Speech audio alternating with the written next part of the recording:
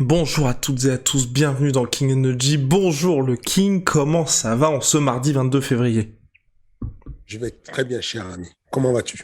Bah ça va très bien, écoute, il se passe énormément de choses comme chaque semaine, j'ai envie de dire, sur la planète MMA. On va commencer par les actualités du moment, bien évidemment.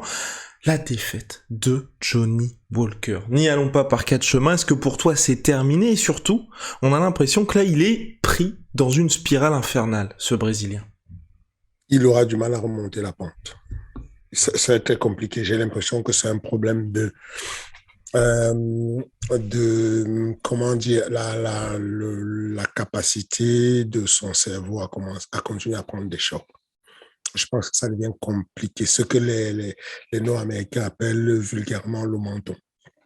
Je ne pense pas que ce soit le menton, puisque la preuve, c'est que ce chaos n'est pas du tout au menton. C'est une affaire, ça tape sur la tempe et les KO. Et on l'a déjà expliqué, le cerveau baigne dans un petit liquide dans le cerveau et donc du coup dans comment dire, la boîte crânienne. Et donc du coup, à chaque fois qu'il y a ces impacts, il arrive que le cerveau qui baigne dedans aille taper sur la paroi et qu'il y ait une inflammation. Et plus on en a, plus c'est rapproché et plus on sait qu'il y a une corrélation avec le fait de ne plus pouvoir encaisser beaucoup de coups. Là, je ne sais pas, il a pris pas mal de coups, pas mal de coups. Je sais qu'il a encaissé, je ne sais pas ce que tu as comme donné, mais je sais que sur les 5 derniers combats, je pense qu'il est sur une seule victoire avec quasiment Contre trois. Ryan Span, ouais.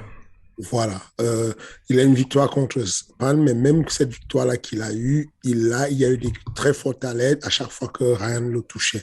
Les autres, ça a été quoi? Corey Anderson, Nikita Krylov qui l'ont mis KO directement. Et puis là, Jamal classé numéro 10. Non, il était 12e, il est monté, il a gagné 2 places, Jamal. Exactement, ouais. Et donc, du coup, oui, je crains que ce soit la descente aux enfers. Je pense qu'il aura du mal à remonter la pente. Comme d'habitude, les gens se lâchent un peu à partir du moment où la personne a une défaite et lui disent de ne pas s'entraîner à la SBG parce que ça n'a aucun sens. Il n'y a pas de poids lourd à la SBG, en tout cas lourd léger, et donc ça n'aurait pas de sens. Et même certains sont assez moqueurs. Et j'ai eu une interview enfin, de d'un journaliste qui disait, même chez les poids légers, le seul partenaire d'entraînement qu'a Conor McGregor, c'est l'homme aux petites mains. Artem Lobov, oui. Voilà, en faisant allusion à Artem Lobov. Mais ça, c'est comme ça, quand il y a une défaite, en général, on se lâche sur les personnes et puis on leur fait mal. Mais en tout cas, je pense qu'aujourd'hui, c'est très compliqué pour Johnny Walker et que s'il s'avère que c'est confirmé, que c'est le même problème que certaines personnes comme Cody Garbrandt ont eu, alors on est dans un sérieux problème. Je pense que Cody Garbrandt, il est pareil, il est sur quoi 7. Sur les 7 derniers combats, il a une seule victoire et il a pris 2 fois 2 KO au premier et deuxième round partie de Dillashaw. Il a pris Rob Font, il a pris des sales KO quand même, tu vois. Et on commence à penser que au bout d'un certain temps, ça devient compliqué et que si tu es fragilisé comme ça, parce que le chrono et que le nombre de fautes après les coups te fragilise, parce qu'il n'y a pas des raisons qui tombent aussi rapidement quand on sait que des fois Et chez les surtout à plus, cet âge-là, en plus. il est très jeune. Et en plus de ça, il y a le truc, enfin, quand tu compares ce qu'ils font au poids lourd, tu as envie de dire, bon, quelle est la direction qu'on va donner à Johnny Walker si on lui dit de prendre, peut-être en montant de catégorie, se fragilise moins, peut-être le fait de cutter le met, lui enlève beaucoup de molécules d'eau et que on sait que le cerveau n'est pas aussi solide qu'il est quand il y a une hydratation parfaite et que la déshydratation, la super déshydratation qu'il subit, qu'il fait subir à son corps, peut peut-être le fragiliser encore plus. Peut-être il va monter, mais sauf que chez les poids lourds, ça tape beaucoup. Et quand on imagine que sur le combat, par exemple, de taille, tu vois ça contre Derrick Lewis, ils se sont touchés, clean shot, plusieurs fois. Il n'y a pas eu de. Ils ne sont pas tombés tout de suite. Euh, Qu'on imagine même que sur le combat d'Alan Bodo, par exemple, contre euh, Porter, son adversaire, ils se sont touchés, pareil, clean shot, et ils ne sont pas tombés. On s'est dit, bon, c'est assez spécial qu'il soit aussi sensible à chaque frappe chez les latéraux. On s'est dit, quelle direction on peut lui donner. Mais en tout cas, je pense que ça va être difficile de remonter la pente. Pour Cody Garbrandt comme pour Johnny Walker, pour toi, t'expliques ça comment? C'est un petit peu la loterie de la génétique qui fait qu'au bout d'un moment, leur cerveau a dit stop? Ou alors c'est peut-être quelque chose des guerres en sparring qui commencent à faire leur effet, un début de carrière qui a peut-être été mal géré? Est-ce que t'as des pistes pour ça? Et est-ce que surtout t'as déjà vu ce cas-là avec des combattants qui ont moins de 30 ans et pourtant qui semblent là dans une situation difficile? Euh, Ce que je peux faire là, c'est de spéculer. Il n'y a aucune étude sérieuse qui ait déjà testé des personnes en temps réel et voir dans le passé si c'était dû au fait que tel nombre de personnes qu'on a testées, qui étaient des cobayes, étaient des personnes qui avaient vécu une certaine situation. Et donc, on va voir s'il y a une corrélation avec les chaos successifs. Non, on va juste spéculer en disant que euh, la santé, en tout cas la boîte crânienne, une certaine durée de vie pour pouvoir encaisser les chocs.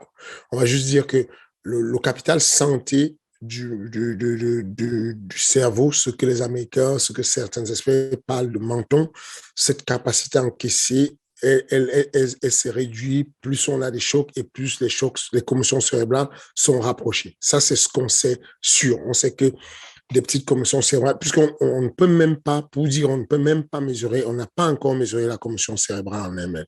On constate les dégâts d'une commotion cérébrale, mais on ne peut pas dire à la suite de telle frappe, alors on va mesurer telle commotion cérébrale. Alors qu'aujourd'hui, par exemple, nous, on est en train de travailler sur de la data, pour avoir de la data pour dire, mettre des accéléromètres sur des coups de poing. Et donc, on va pouvoir dire, tel a mis KO tel avec une frappe d'une vitesse de 70 km/h. Peut-être quand on aura ce genre de données, on pourra dire, on pourra faire une corrélation en disant, on a observé que quand les frappes sont au-dessus de 70 km/h, elles causent des commotions cérébrales qui sont irréversibles ou en tout cas qui amènent à comment dire, la détérioration ou en tout cas,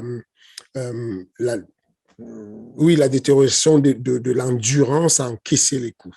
Mais aujourd'hui, on n'a pas de preuve de ce qu'on dit. Je spécule juste en disant que j'imagine que au début, Garbrandt, il encaissait bien les coups et petit à petit, il encaisse moins les coups. Cette frappe qui a touché Walker n'était pas censée l'envoyer au tapis de cette manière-là.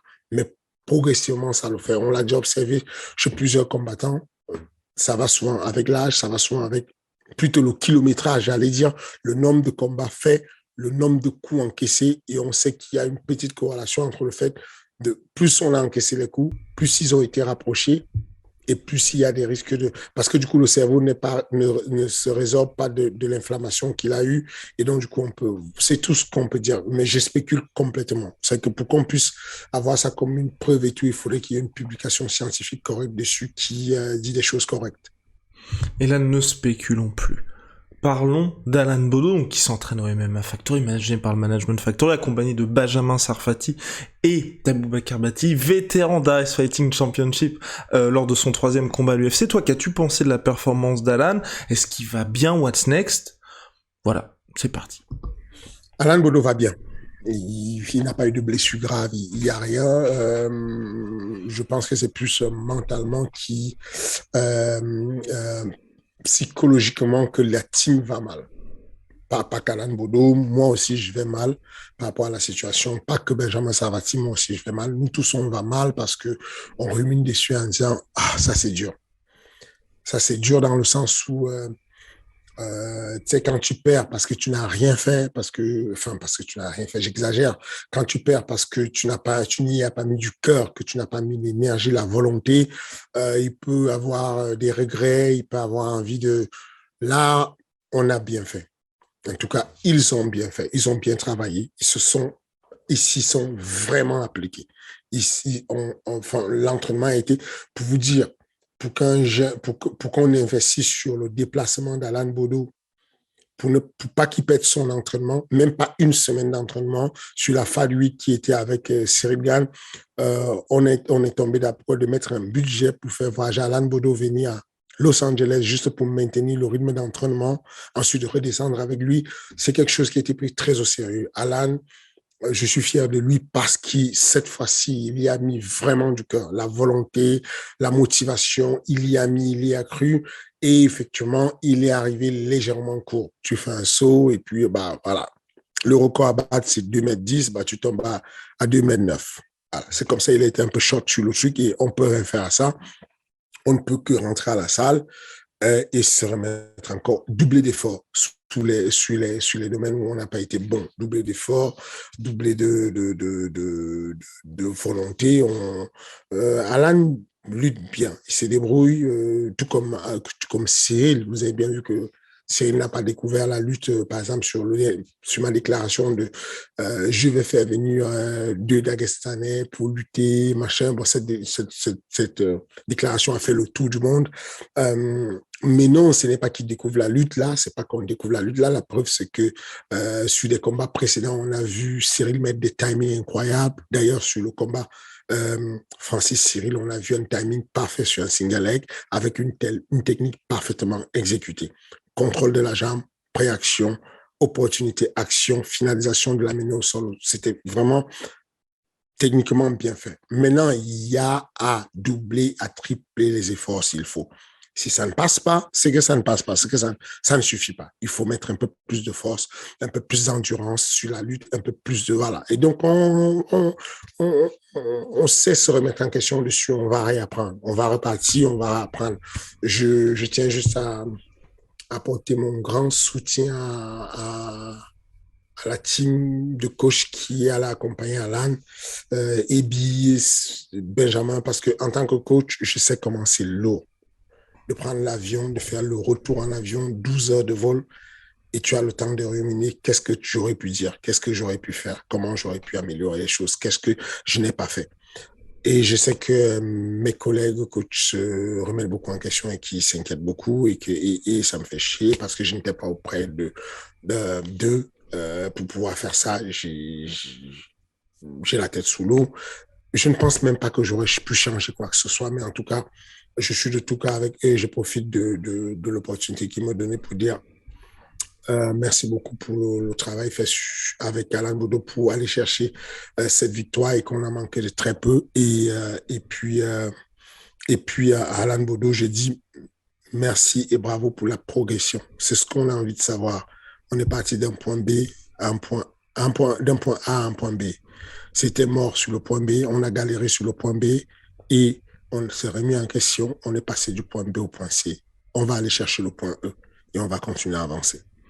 Et toi, t'aimerais bien quoi là pour l'avenir immédiat d'Alan Bodo? Moi, personnellement, j'avais mis ma petite pièce, je me suis dit, j'aimerais bien, si il doit sortir de l'UFC, une série de victoires dans telle ou telle organisation, wink wink, et puis ensuite être sur l'autoroute pour justement aller à l'UFC, parce que moi, et on en avait parlé avec Rust aussi, ce qui nous attriste un peu, c'est qu'on a l'impression que malgré sa bonhomie, et puis enfin clairement, on ne comprend pas pourquoi, Alan il est victime de quelque chose du côté on va dire du public français, je sais pas quoi, mais qui fait que je pense que s'il y avait une petite chose qui se mettait en place, une espèce de Bodo Army, ça l'aiderait peut-être à revenir à l'UFC et deux à avoir le soutien de tout public, parce qu'aujourd'hui, j'ai l'impression que quoi qu'il fasse, les gens ne retiennent que le résultat et pas ce qui s'est passé dans le combat.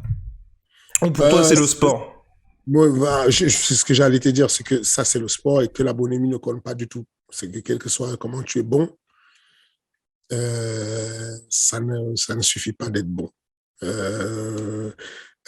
Il faut satisfaire les fans qui sont assez exigeants, qui sont assez durs. Et donc, Alan Bodo n'y échappe pas. Mais cependant, je ne suis pas la personne à voir le verre à moitié vide. Il y a quelque chose qui s'est passé, un soutien immense qui s'est passé au MMA Factory à Rungis. On a fait une projection du combat d'Alan Bodo en direct à la salle de Rungis, 7 rue du Sagittaire. Et donc, c'était ouvert. Et on a eu du soutien énorme des personnes qui ne sont pas de la team MMA Factory, y compris des personnes qui étaient... Alors, la team était là au complet, enfin, il y avait tout le monde. On a vu Marcel Sichev qui n'était pas en place, qui bougeait. Moi, j'étais là, j'étais debout, je parlais tout seul, j'arrivais pas à me contenir, j'avais les mains moites et tout. Je coachais à distance et tout, je bougeais, j'étais pas bien. On a vu Cyril qui crépignait, on a vu Madame Bodo qui était dans le coin, qui était là, qui n'en pouvait plus. Donc, il y a eu un soutien énorme dans la salle. On était tous, c'était une énergie incroyable parce que euh, c'est ce que j'appelle le bon public. C'est ce que j'appelle le public, les fans organiques. Moi, je suis un fan organique d'Alan Bodo. Ça veut dire que victoire ou défaite, je suis fan. Je vais dire ce qui ne va pas. Je vais pousser ma gueulante en tant que coach, mais je suis un supporter. Et on ne peut pas m'arracher de ce support-là. Ça veut dire que pendant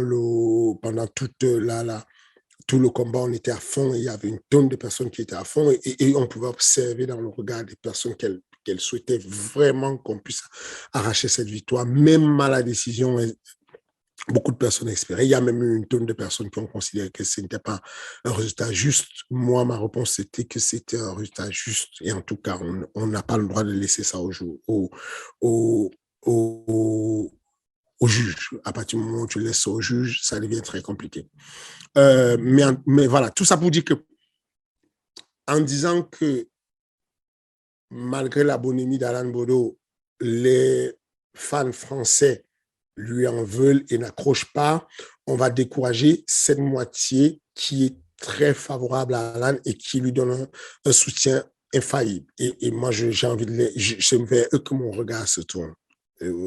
J'aime bien parler de cette anecdote du passager avec son âne, c'est le mec qui passe dans un village avec son âne et il tient l'âne par la corde, il avance et les gens, quelques badauds qui sont là et des passants, lui trouvent qu'il est très stupide de tirer un âne parce que l'âne freine et ne veut pas avancer. C'est stupide, si tu montais sur l'âne, il avancerait. Ensuite, il repasse dans l'autre sens, il monte l'âne et tout et puis il y a des mêmes gens qui disent mais non, il est vraiment il est tyrannique de monter sur un âne en plein soleil comme ça, le pauvre âne et tout, c'est dommage et tout, c'est vraiment une mauvaise personne. Ensuite il repasse dans l'autre sens, il a un âne sur son épaule, on dit mais t'es stupide ou quoi, tu portes un âne sur toi au lieu de te faire porter par l'âne. J'aime toujours citer ça pour dire quoi que vous fassiez dans la vie, il y a toujours quelqu'un qui ne sera pas d'accord avec vous et qui va vous critiquer. Tout ce que j'ai envie de dire, c'est qu'il y a ceux qui racontent l'histoire et ceux qui écrivent l'histoire. Alan Bodo écrit l'histoire. À sa manière, ça peut être une mauvaise histoire, pas bonne histoire, mais il écrit l'histoire. Laissons les autres raconter l'histoire. Il raconte l'histoire à partir du bouquin qu'on a écrit. Sinon, ils n'ont pas d'histoire à raconter. Ils ont besoin de feuilleter le bouquin qu'on écrit. Ensuite, ils peuvent raconter leur vie. Mais en tout cas, Alan Bodo fait partie de ceux qui racontent une histoire. Moi, des personnes comme moi, et pourtant, je suis dans ce monde depuis assez longtemps, mais je suis envieux d'un gars comme Alan Bodo dans le sens où aller perdre à l'UFC, c'est déjà quelque chose. J'en rigolais avec Lorenzo Borgomeo, qui est l'un des meilleurs coachs de MMA, si ce n'est le meilleur en Italie. Il a la team Aurora et on était en train de rigoler. On disait, il m'a proposé un gars et puis on disait, pour cette somme-là, même moi, je vais combattre à l'UFC. Et lui dit, moi, même gratuitement, je vais combattre à l'UFC parce que c'est tellement prestigieux, j'y vais. Et puis voilà, pour nous autres qui n'avons pas eu l'honneur et la chance de faire l'UFC, alors que Borgomeo, c'était un très bon combattant de kickboxing à l'époque, pour nous, on est admiratif d'Alan Bodo. Et donc, moi, un mec qui va perdre à l'UFC, c'est déjà quelque chose à ma dimension. Maintenant, il y a peut-être d'autres génies là-dehors pour eux. Ils sont blasés, ils ont tellement gagné à l'UFC, ils n'en peuvent plus. Moi, juste perdre à l'UFC, j'aurais vraiment aimé pouvoir dire que j'ai perdu à l'UFC. Et donc, je pense que Alan Bodo écrit l'histoire. Et à l'UFC, il y a ceux qui acceptent d'affronter Islam Makhachev en short notice et ceux qui refusent. Il y en a un seul qui a accepté, il s'appelle Bobby Green. Je pense qu'on va être assez rapide là-dessus, mais toi Fernand, est-ce que t'as une espèce de petite piste pour Bobby Green et surtout est-ce que tu te dis ça paraît très compliqué que ce soit Bobby Green ou même d'autres? C'est très compliqué, surtout pour Bobby Green. Alors attention, les parieurs sont un peu fous, quoi. On dit c'est 8 contre 1. et les gens abusent un peu. Euh, je pense qu'un 3-1, c'est bien. 8-1, c'est chaud quand même. On parle du MMA, le MMA, tout est possible. Je pense que les gens vont être surpris par la performance de Bobby Green. Il est possible qu'ils mettent à mal Islam au début avec des jabs, de la précision des jabs. En termes de jab, son jeu de boxe n'est pas mal. Je pense vraiment qu'on sous-estime sa vitesse et la manière dont il boxe. Maintenant, le fait que ce soit un catchweight, je pense que Islam Makhachev va avoir l'avantage. Parce que Islam cut beaucoup. Il a du mal à cutter. Le faire combattre à 70 kilos, c'est le poids parfait. Il va être en forme, il va pouvoir placer les takedowns comme il veut, il va pouvoir aller prendre le dos et je pense qu'il va soumettre Bobby Green au troisième round par neck shot. Compliqué du coup. Oui, ça va être compliqué. Mais encore une fois de plus, moi je trouve que faut lui tirer le chapeau. C'est génial de pouvoir affronter Makhachev. C'est bien. Le mec n'est même pas classé. Pour te dire, c'est tellement compliqué qu'on ne sait même pas si Makhachev gagne, il fait quoi. C'est pas c'est pas un talent shot, c'est pas un truc où tu gagnes le gars, tu vas faire le titre, quoi. Enfin, le mec n'est même pas classé. Ça va être très compliqué après ça, tu vois. C'est très compliqué de savoir quelle direction prendre dessus. Mais encore une fois de plus, on verra bien. Avançons et projetons-nous un petit peu dans le futur. Le 10 mars prochain, le retour d'Ares Fighting Championship, Ares numéro 4. Alors Fernand, là, la pression est montée de 2 crans là, lors des 2 derniers événements. Là, je pense que les gens commencent à être un petit peu hypés. Est-ce qu'on peut avoir une early preview de cet événement-là? Ne vous inquiétez pas, on en reparlera la semaine, pas la semaine prochaine, mais la semaine d'après, pour l'ultime preview de Fernand Lopez. Là, qu'est-ce qu'il y a comme, pour toi, comme combat qui retienne particulièrement ton attention? Je pense que le plus facile, c'est que je vous donne quelques idées sur la FAT4 et que vous allez voir avec où, quelle est la direction que le matchmaking de l'UFC prend. Le matchmaking de Ares prend. Lapsus. Oh le lapsus, oh le lapsus. Ouais, ouais. En gros, en début de cadre, vous aurez un combat. Chaque Abouev qui a 2-0 contre un mec qui s'appelle Amari Dietrich. Amari Dietrich, pour ceux qui sont habitués au Glory, l'ont déjà vu, c'est un combattant du Glory qui va faire ses débuts en MMA. 0-0. Très solide, une très belle opposition, c'est simple, c'est des combats qu'on les aime où les deux gars sont complets parce que Amari Dietrich, on l'a vu récemment s'entraîner dans le club, s'entraîner avec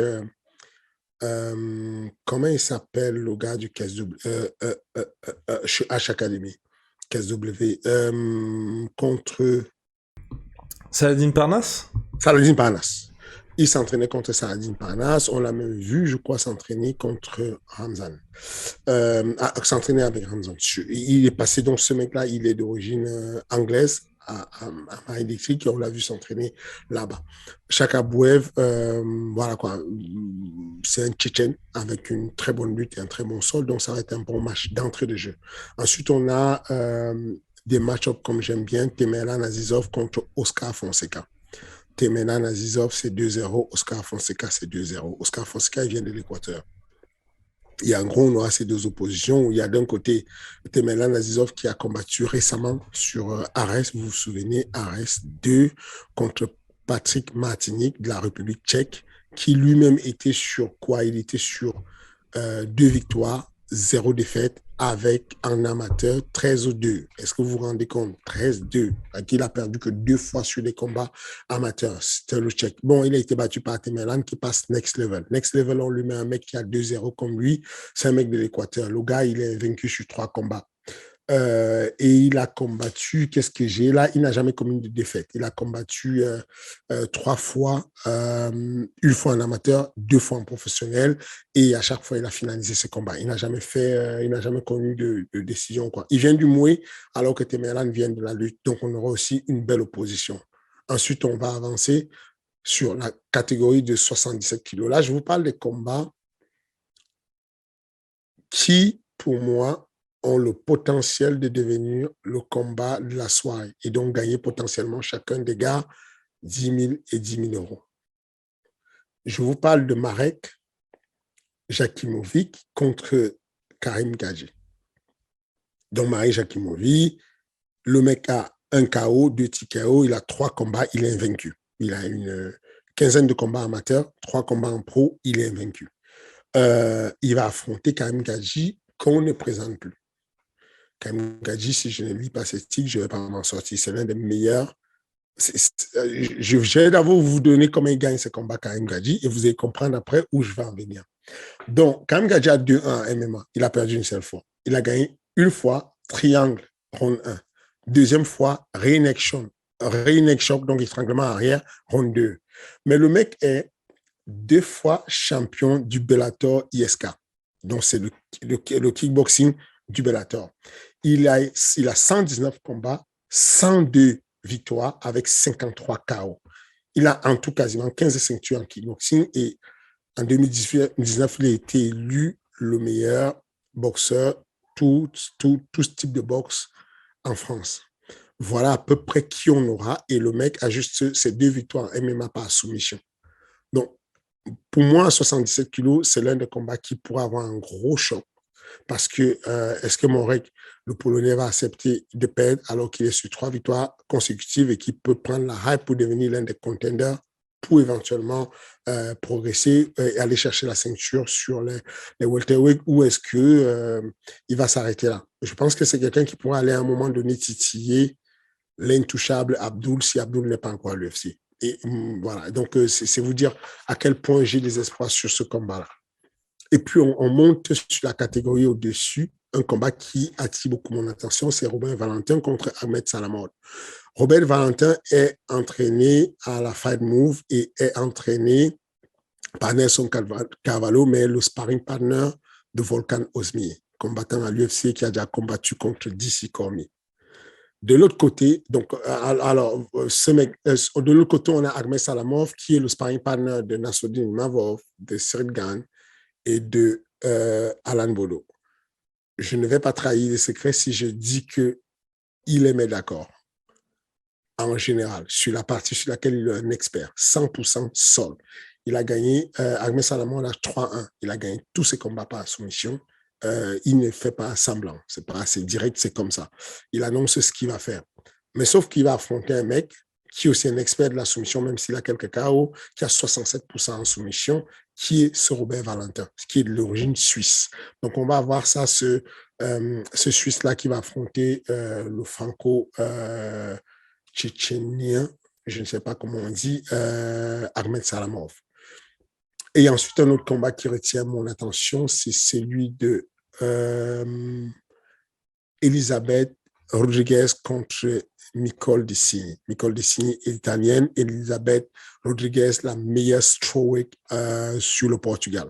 Il n'y en a pas 15 000 hein, des strawweight au Portugal. Mais voilà, elle est quand même la meilleure qu'on ait pu trouver pour pouvoir faire face à Nicole Dessini. Nicole Dessini, italienne, elle a ceux qui sont fans des Instagrammeurs, MMA et des Instagrammeurs, vous pouvez aller checker son réseau social.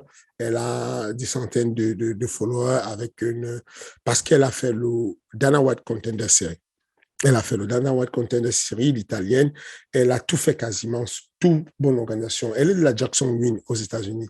Elle a été championne du monde amateur de MMA. Elle a combattu à l'UFC en Afrique du Sud. Elle a combattu au Venator. Elle a combattu au Bellator. Elle a combattu au Cage Warrior. Elle a combattu à l'AFL. Walkley, c'est un événement 100% féminin en Espagne. Elle est même championne de cet événement-là. Elle a combattu au Brève. Et cette fille-là, qui a fait le Contender Series, dont c'est la porte de l'UFC, va nous faire l'honneur de venir en l'honneur de la journée de la femme qui est 2 jours avant le 10 mars. Le 8 mars, c'est la journée mondiale de la femme. Et du coup, on va monter sur un autre combat qui me touche moi énormément. C'est le combat de Claudio Cantini contre Nassourdinov. Claudio Cantini, c'est un Italien qui est un spécialiste du sol. Il a 75% de soumission dans sa manière de gagner les combats. Il a fait le Venator, il a fait l'Obama. L'Obama qui n'existe plus depuis 2 ans, mais qui était l'organisation numéro 1 en Europe, en Angleterre précisément. Il va affronter Nassourdinov, qui a été déjà classé 31 mondial. Nassourdinov, managé par le Management Factory, est classé 31 mondial. Pour vous donner un ordre d'idée que vous compreniez ce que ça veut dire, c'est que dans la catégorie de 93 kilos à l'UFC, Tafon, le Camerounais, est classé 61e mondial. Si on prend Rachad Evans, qui a combattu récemment pour le Eagle FC, Rachad Evans qui a été champion de l'UFC, il est classé 62 mondial. Et Nassourdinov est classé 31 mondial. Il a combattu récemment au Dana White Contender Series. C'est la seule défaite qu'il a sur son palmarès. Il a 10 combats, 9 victoires, une seule défaite au Dana White Contender Series contre un tueur, un mec qu'on appelle dorénavant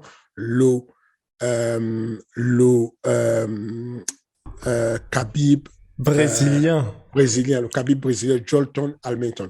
Jolton Almeida, c'est 10 victoires et il est classé 36e mondial, ce mec-là. Et les seules défaites qu'il a eu, Jason Hamilton, c'est contre... il a déjà battu 2 mecs de notre... Il est sur 10 victoires d'affilée. Il a déjà battu 2 personnes de notre team. De notre événement, j'allais dire, dont Nassourdine Mavov et Hilder Alcantara, qui était le gars qui avait fait le main event de Ares 1 à Dakar au Sénégal. Voilà à peu près ce qui va se passer sur ce combat-là. Alors, en termes de style, je vous ai dit que Claudia Cantino, c'est 75% de submission. Et puis, de notre côté, on a Nassourdinov, qui est à 41% de KO et 11% de submission. Voilà. Voilà à peu près ce qu'on aura sur ce combat qui me semble très intense. Ensuite, honneur aux femmes, on retourne encore. Journée mondiale de la femme, 48 heures avant le 8 mars. Donc, on le fait énorme. On revient sur un co-main event de folie. Co-main event entre Evelyne Wozniak, la polonaise, contre la brésilienne Maria da Silva, qui a le surnom de la veuve noire. Est-ce que ça dit quelque chose, Violva Negra, la veuve noire brésilienne? En gros, la veuve noire, c'est allusion à cette araignée qui a une habitude d'être cannibale sexuelle. En gros, la veuve noire, c'est le nom d'une araignée qui est super puissante, avec un venin, un poison super puissant comme venin, mais surtout qui a l'habitude de dévorer le mâle après l'acte sexuel pour pouvoir prendre l'énergie et nourrir la progéniture pour la pérennisation de l'espèce. Voilà la femme qu'on va avoir sur le co-main event. Elle a 7-0, elle n'a jamais perdu un combat de sa vie. Elle est brésilienne. Elle va affronter une autre fille qui a 6-0, qui n'a jamais perdu un combat de sa vie. La polonaise, elle a combattu à l'octogone. Elle a, en plus des 6 victoires qu'elle a en pro, elle a 7 victoires en amateur, une seule défaite en amateur. Elle sait tout faire. Elle est 33% soumission, 33% KO, 33% décision. Elle peut aller, elle est endurante et pas aller à la décision. De l'autre côté, la veuve noire, c'est un autre niveau. En termes de KO, 43%. En termes de soumission, 29%. Elle a gagné carrément le Dana White Contender Series en 2021. L'année dernière, Maria da Silva a gagné le Dana White Contender Series. Elle est entrée dans le programme de développement de l'UFC. En gros, quand l'UFC pense que tu es fort, que tu as gagné ton combat et que tu ne signes pas directement pour 4 combats à l'UFC, ils te mettent dans un programme de développement et Maria da Silva est dans ce programme. On a fait notre négociation avec l'UFC, on l'a pu la mettre sur Ares et elle va affronter Evelyne Wozniak. Voilà. Ensuite, main event. On a pu à vous présenter Damien Lapillus, ancien champion du BAMA. Le BAMA, je vous ai dit, organisation européenne qui s'est éteinte il y a quelques mois, mais qui était l'organisation numéro 1 en Europe. Damien, lui, tout seul, il a 32 combats. Si on additionne ces combats avec son adversaire Kayman, ils sont à 44 combats. C'est le combat le plus expérimenté de la FACA, c'est le main event. Le Brésilien a une seule défaite dans sa vie, c'est une soumission, enfin, c'est un expert de la soumission, il a 64% de ses victoires par soumission. Damien, d'un autre côté, il sort sur Ares, il est sur une victoire après son combat qu'il a eu contre le vétéran de l'UFC, fraîchement sorti de l'UFC, Lucas Sajeski. Il a gagné par TKO au round 2 à Dakar au Sénégal sur Ares 1. Donc, on va voir comment il fait sa suite sur Ares 4. De Ares 1 à Ares 4, il s'est passé beaucoup de choses. Il a perdu des combats, il a gagné des combats. Il a gagné dernièrement un combat sur le MMAGP, son dernier combat sur le MMAGP. Et Damien est classé 314 mondial. Pourquoi je vous dis ça? C'est que son adversaire Kayman est classé 107 mondial. 107 mondial. Franchement, Damien, pour le coup, qui va affronter un Brésilien, a besoin de tout le soutien des 5000 spectateurs du Dôme de Paris. On aura besoin vraiment du soutien pour aller chercher cette victoire-là. Parce que si Damien gagne ce combat, il va faire plus de 107 au classement mondial. Si Damien gagne ce combat contre le Brésilien qui a 107 combats, il gagne 207 places en une soirée. Ça va être un braquage. Et donc, du coup, on a besoin du public pour qu'il aille chercher cette victoire. Et ben voilà à peu près ce que je peux dire sur ça, sur ces facteurs. Rendez-vous à Ares4 pour le braquage espéré, même si on ne prend pas parti, bien évidemment, Fernand. Ce qu'on veut surtout, c'est de beaux combats. Messieurs et dames, parce que on sait que la gente féminine nous regarde aussi et nous écoute énormément, on se retrouve la semaine prochaine. Fernand va répondre à vos questions. Il y aura 6 réponses de la part de Fernand qui sélectionnera soigneusement vos questions. Vous savez où nous trouver, bien évidemment. On est sur toutes les plateformes de podcast audio. Vous tapez Kigen2G, on est sur Spotify, on est sur Apple Podcast, on est sur Google Podcast. À la semaine prochaine. Et puis le King, merci pour la disponibilité, comme à chaque fois. Un plaisir. Merci beaucoup pour le suivi, les amis. Merci du soutien. Et puis, n'oubliez pas, j'ai plus besoin de vous le dire, un petit clic sur la cloche et tout, ça fait du bien si vous n'êtes pas abonné. Et puis, commentaire, message pour qu'on puisse améliorer le contenu. Au revoir.